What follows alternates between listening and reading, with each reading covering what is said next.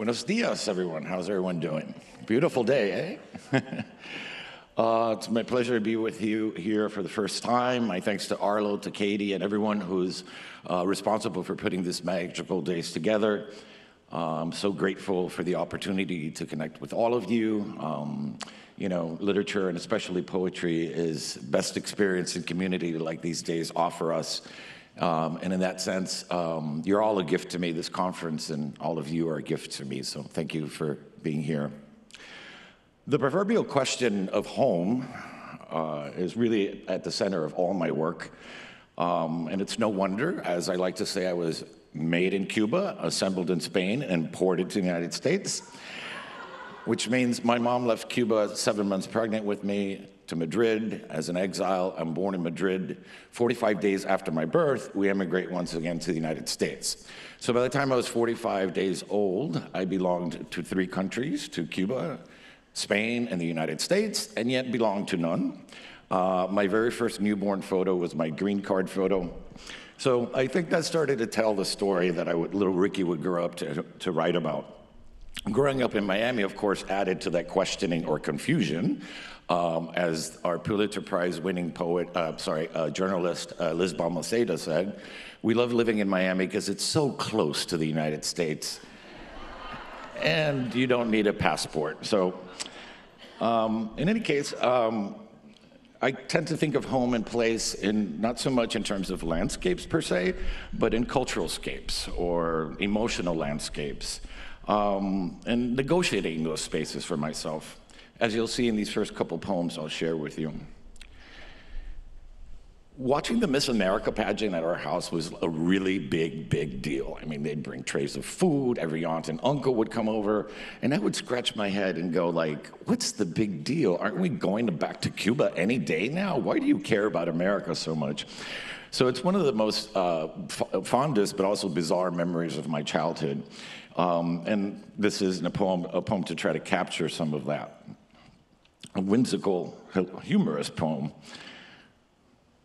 Betting on America.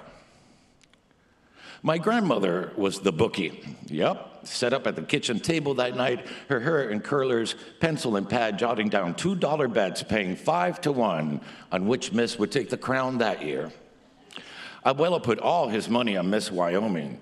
She's got great teeth, he pronounced, as if complimenting a horse, not her smile filling the camera before she whisked away like a cloud in her creamy chiffon dress. I dug up enough change from the sofa and car seats to bet on Miss Wisconsin, thinking I was as American as she because I was as blonde as she was, and I knew that's where all the cheese came from.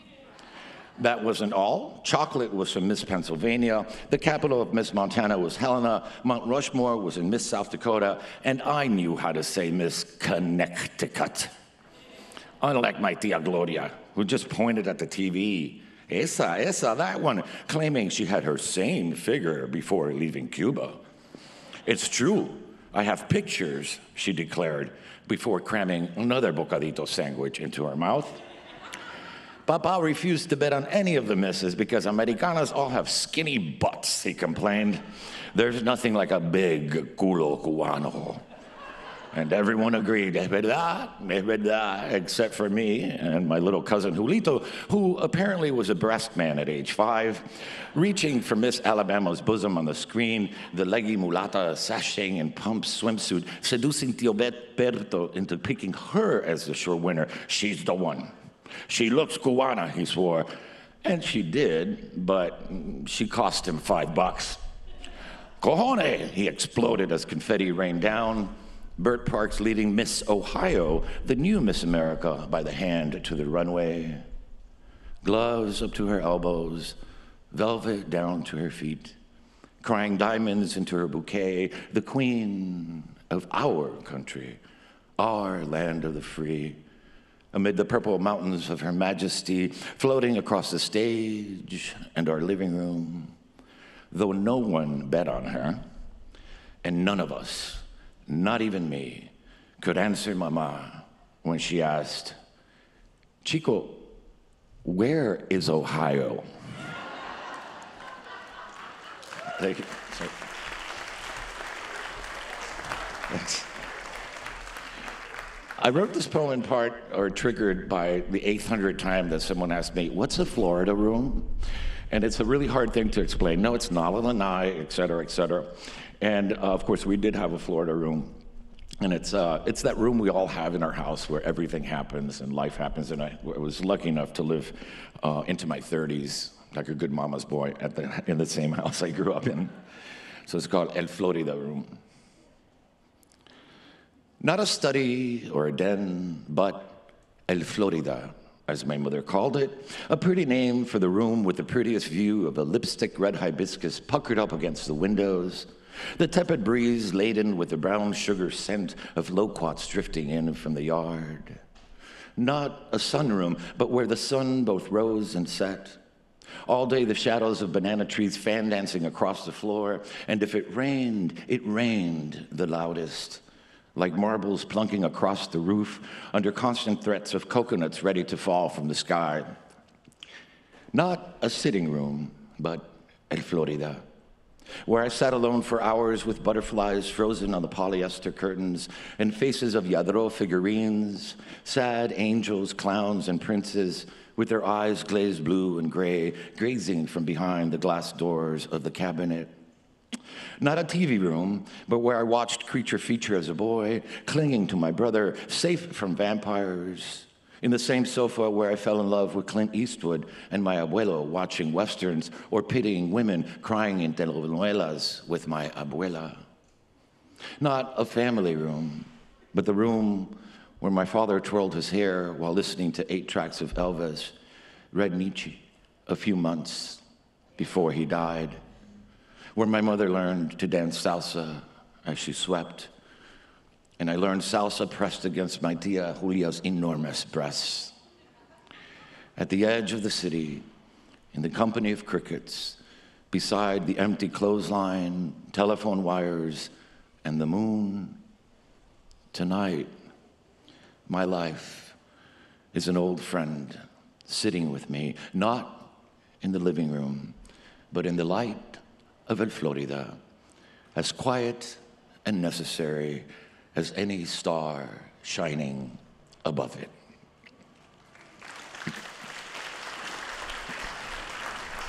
Thanks. So, following that question of home, I moved from Miami, from the Republic of Miami in my early 30s, lived in Connecticut, Guatemala, Brazil, DC, and also started traveling a lot, all with the intent of finding home, that paradise, searching for that paradise. Then I came across this quote by Pascal that says, "The sole cause of a man's unhappiness is that he does not know how to stay quietly in his room." And so I thought, what was that room I left? Has all this quest for home been nothing but a wild goose chase? And I decided to return to Miami, thinking this is the only place I really belonged, this place between places, this place between the real America and my parents' Cuba. And of course, I thought I'd just jump right back into my life, plug and play, thinking nothing had changed, even after all the years that had gone by. But of course, everything had changed, and so had I. So this poem speaks to that old adage of you can't go back home, but at least not in the ways that we expect to or want to or perhaps need to. It's set in Marco Island, where my family used to vacation back since I was a little kid into my 20s. And I think every one of us has a place like this in our life. So I invite you to think about that place as I share mine with yours. With you.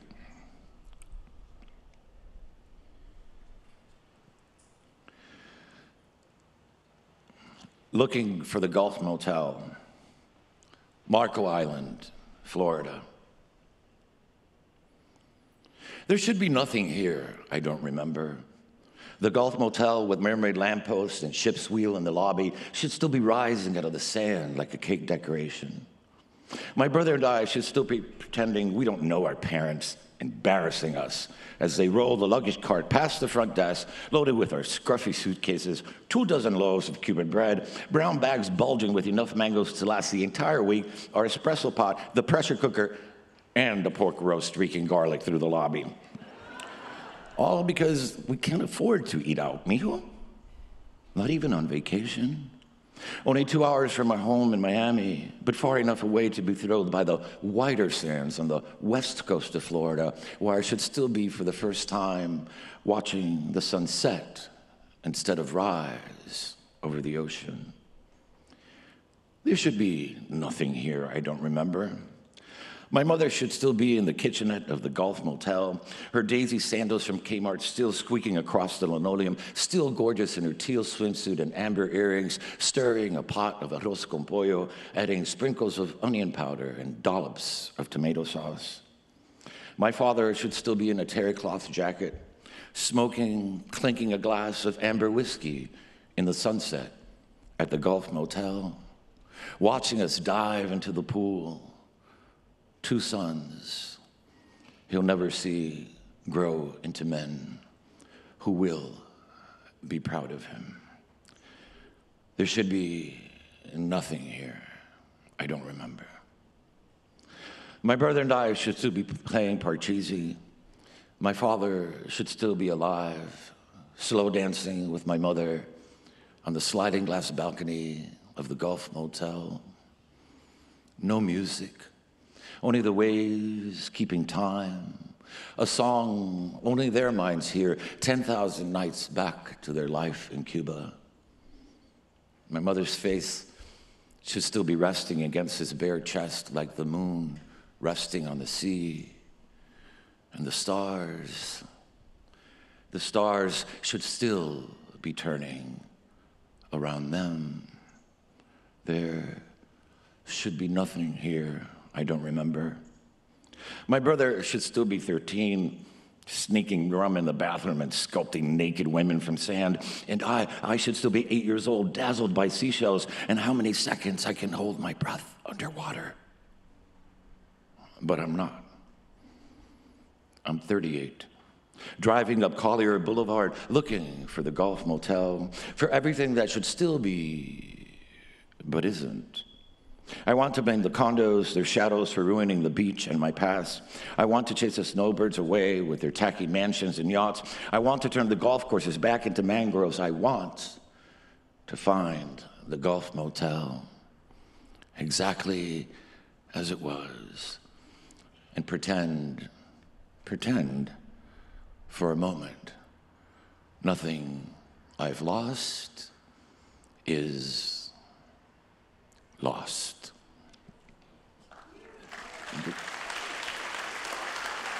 Thank you. So I'm not sure if many of you know that I'm also a professional civil engineer or a poet engineer. As I like to joke with interviewers, I really wanted to go into poetry full time because there's so much money in it. But I felt an ethical obligation to stick with my engineering. But those two worlds are not as different as one would think as careers they are, obviously. But serendipitously, they really collided. Well, they really sort of came together in this sense. I started specializing in town redevelopment projects. And basically sitting with townspeople all across municipalities in Florida, asking the same question that I've sort of been asking myself: what is home? What does that look like to you? What does it feel like to you? And teasing those answers out of them, and then translating that into brick and mortar, into what does Main Street look like now? In one particular project, I was at City Hall that had a bunch of historical photos, and I started contemplating one photo in particular and was thinking about my sense of home and duty or stewardship and this idea of home, and how as an engineer I also have some kind of responsibility to make sure that our places remain our places, right? So this is called Photo of a Man on Sunset Drive, circa 1914. Oh, and I got to read this in my own groundbreaking ceremony with my hard hat. That was so cool. But groundbreaking ceremony, City of South Miami, Sunset Drive improvements. And so it began, the earth torn, split open by a dirt road cutting through palmettos and wild tamarind trees, defending the land against the sun. Beside the road, a shack leaning into the wind. On the wooden porch, crates of avocados and limes, white chickens pecking at the floorboards, and a man under the shadow of his straw hat, staring into the camera in 1914. He doesn't know within a lifetime, the unclaimed land behind him will be cleared of scrub and sawgrass. The soil will be turned, made to give back what the farmers wish.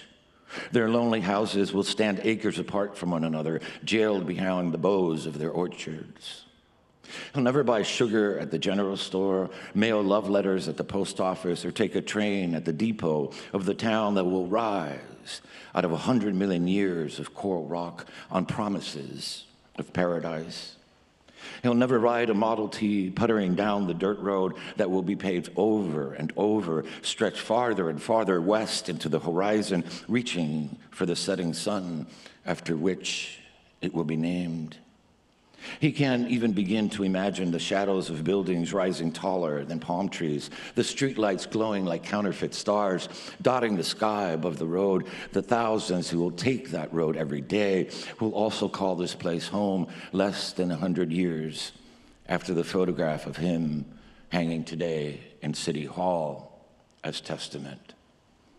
And he'll never meet me, the engineer, hired to transform the road again, bring back tree shadows and bird songs, build another promise of another paradise meant to last another forever. He'll never see me, the poet standing before him, trying to read his mind across time, wondering if he was thinking what I'm thinking today. Both of us looking down the road that will stretch on for years after I too disappear into some photo. Thank you.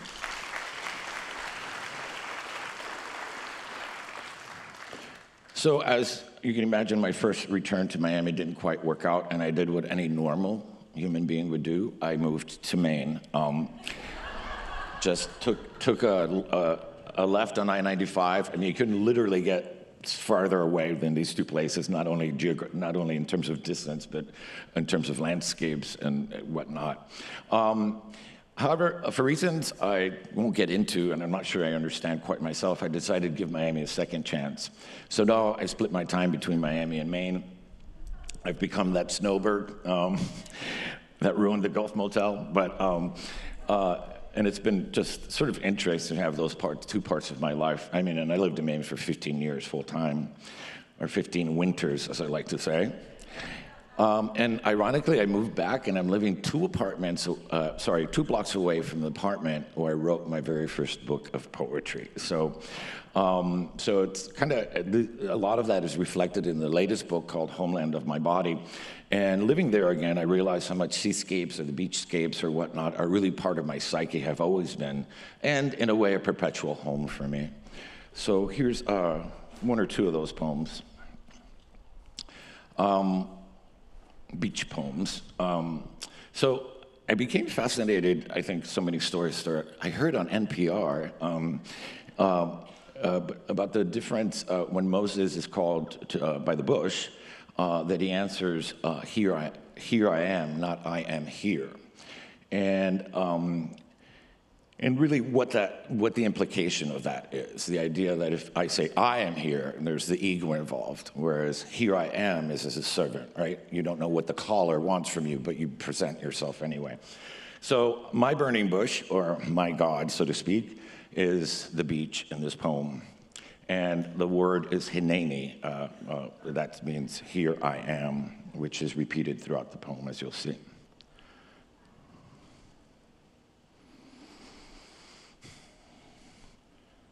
God of these waves, gracious hands denoting my feet, hineni, here I am, again, trudging along the shore with the sins of my greed for love, sins of my gluttony for homeland, sins of my wrath against myself, hineni, here I am, again asking the ebb to wash my guilt back into the depths of forgiveness.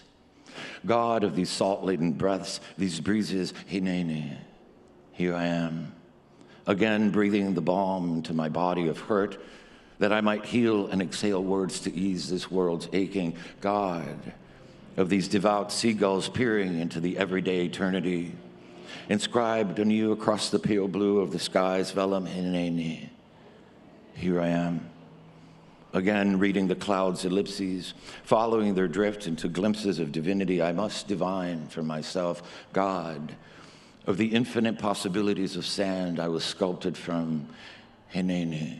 Here I am, again, infinitely a boy with bucket and shovel, still wanting to sculpt something almighty out of the sparkly grains of myself, something sacred that can't be washed away, something eternal. God, of the sunset's tangerine eye, burning holy between eyelids of sky and sea, Hineni. Here I am, called by your grace to ask once again, what would you have me do with this rest of my undone life, here as I am, Hineni. Thanks.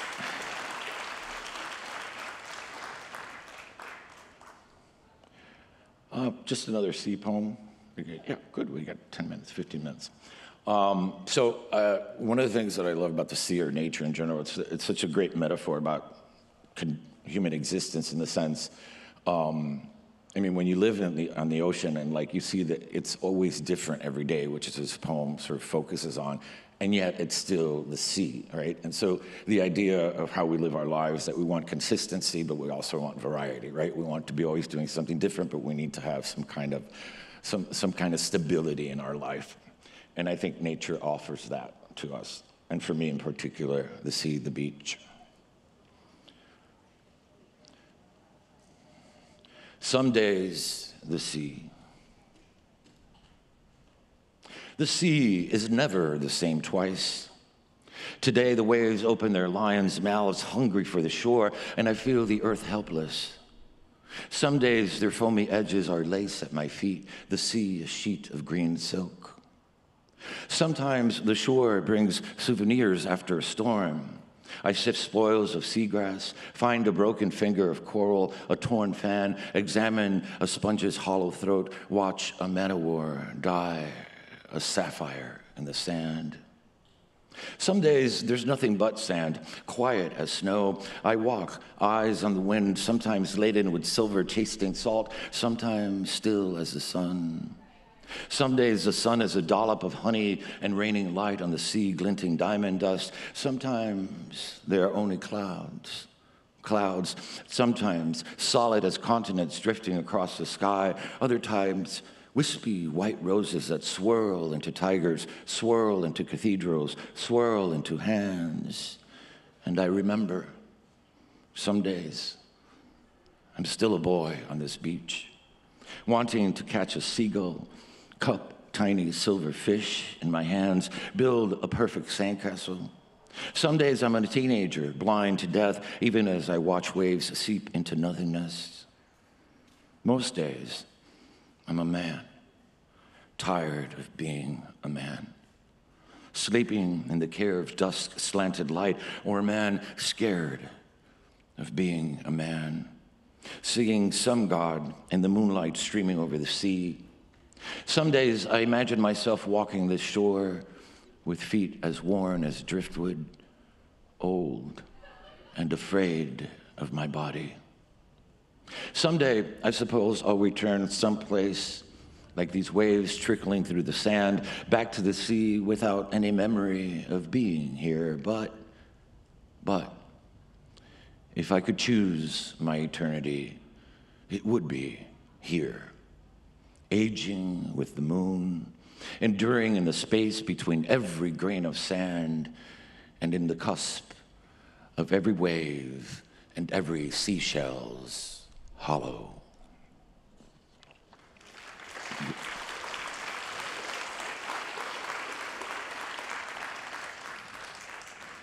This is a different beach poem. Not quite a beach poem, somewhat of a beach poem. It's like just when you have one of those really bad days, where you just want to say F it all. It's just, and as you'll see, this is there and where I end up to escape that, that self. Why I needed to. Because I faithfully reply to every email from the absurd gods of urgency who punish my good deeds by leaving me empty when I empty my inbox. Because I praise hating myself, broken into my calendar's time-slotted tasks, slicing me thin with the thick duty of being everything yet nothing to anyone. Because I remember birthdays, but sometimes forget my own and my mother's, because she is bitter, sweet as the Cuban coffee she brews for me after Sunday dinners. Because she only loves me in the language of her cooking my favorite dish, carne con papas. Because of my bland father, sunk in his armchair without me on his lap. Because he never told me the life story I only read finally in the half-moons of his eyes the morning he gazed into mine, then died. Because my brother and I need to drink to share our shared hurt at happy hour, so unhappily grateful for love's incredible wreckage. Because my husband, who's still scared of his adoration for me as we embrace sleep, still doubts how long I'll nest my dreams in his arms. Because I've never quite told him, always.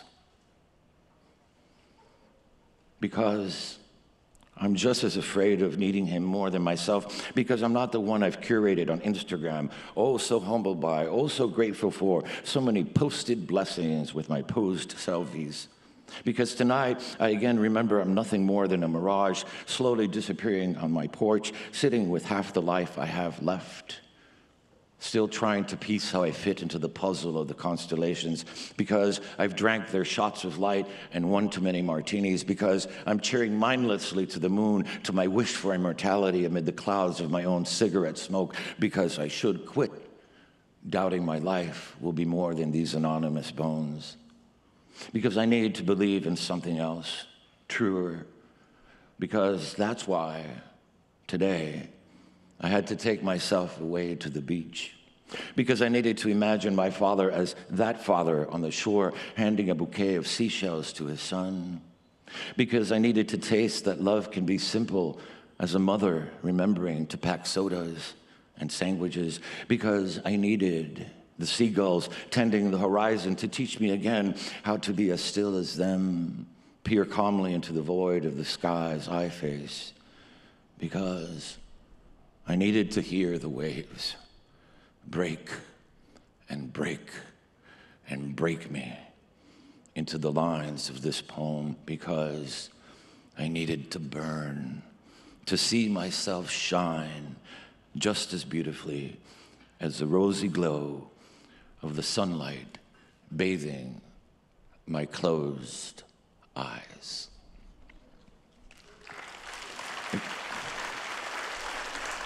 Thanks. So I'm an Elizabeth Bishop stalker. So I've been to her house in North Haven, Maine. I've been to her place in Brazil, and most recently to the house here several years ago. And you couldn't go in, but you could go in the yard, and I'm like peeking in the windows, crying, you know, like having a moment with. I even told my husband, I need to be alone. Like, this is me and Elizabeth. Like, so. This is a short excerpt from a poem that I wrote called Visiting Elizabeth, which details those 3 visits. And it's a glosa, which is an very old Spanish form, in which you take 4 lines from a poem, in this case, Questions of Travel by Elizabeth Bishop, and each stanza ends with one of those lines. I want to knock, as if the ghost of your smile, tender and restrained as your poems, awaits to greet me. I peer through the dingy windows into my reflection of you and me. Imagine us sitting at your kitchen table, sipping tea, a shot of whiskey. And I'd ask you why you chose the blinding heat and colors of this island that I, too, have adored. Did you also want to dissolve into the same eternity I've seen in the sea's gaze? Did the sway of the palm trees say, as they do now, stay, stay, stay? Why did you leave then? What is this glorious longing I share with you for some home we've never known or are afraid to find? I look for answers in the questions of your poem. Read it out loud at your front door as if they were our words. Is it lack of imagination that makes us come to imagined places, not just stay at home? That's her line, obviously. So I'd like to end, thank you.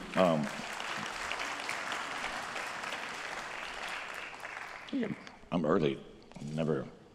I'm never on time. You never give a Cuban a microphone. It's a bad idea. So maybe we'll sneak one in if we can. But in light of the panel yesterday on book banning, which was so stirring and frightening, but also very uplifting and hopeful, I thought I'd close with a poem that might leave us again with some sense of hope and the ideals of our democracy. And for me, as a 45-day-old immigrant, but also as a child of immigrants, there's a certain kind of patriotism, not the you're with us or you're against us kind of patriotism, but a certain gratitude. My mother herself left Cuba, left her entire family behind in Cuba, her 8 brothers and sisters, her nieces and nephews, her parents, everybody she knew for the sake of following the dream, the American dream, but also the ideals and the promises of this country. And so she's my lifeline, not only to Cuba, but to how much I adore this country. America the beautiful again. How I sang, "Oh beautiful," like a psalm at church with my mother, her Cuban accent scaling up every vowel, "Oh beautiful," yet in perfect pitch, delicate and tuned to the radiant beams of stained glass light. How she taught me to fix my eyes on the crucifix as we sang our thanks to our Savior for this country that saved us. Our voices, hymns as passionate as the organ, piping towards the very heavens. How I sang for spacious skies, closer to those skies while perched on my father's sun-beat shoulders, towering above our first 4th of July parade. How the timbre through our bodies mingled, breathing, singing as one with the brass notes of the marching band playing the only song he ever learned in English.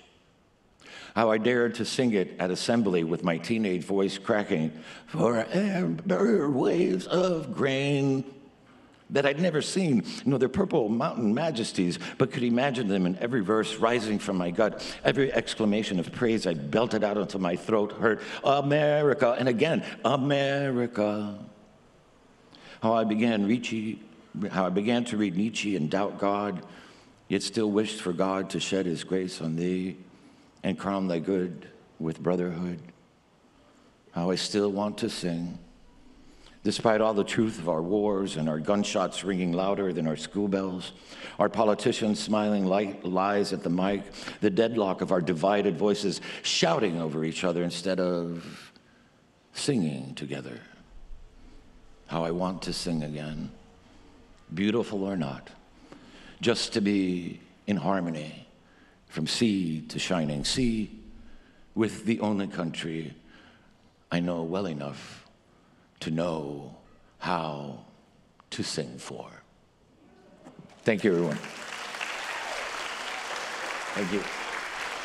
Okay, 1 minute.